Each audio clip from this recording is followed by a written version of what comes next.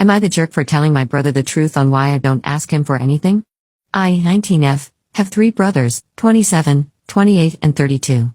My oldest brother, Dave, got married to Sarah in May. I study halfway across the world from my hometown where my family are. I got really sick a few months ago and rushed to the nearest hospital.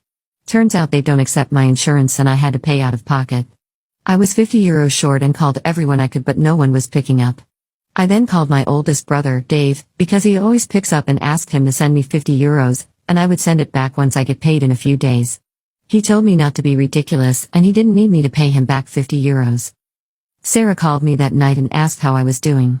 After the chit-chat, she asked if I could ask someone else the next time I need money because my brother is a married man.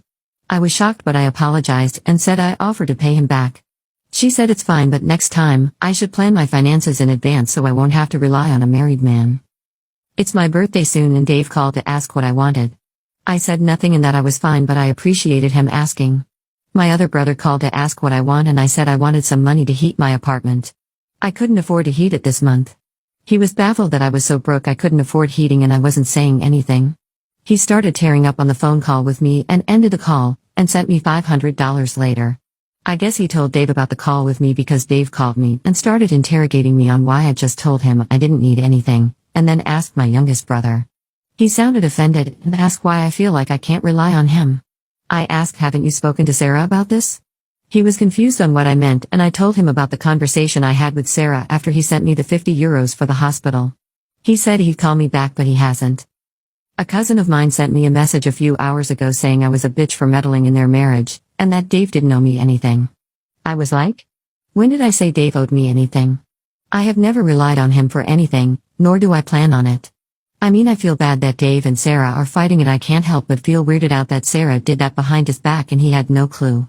I've been extremely anxious and I can't stop shaking.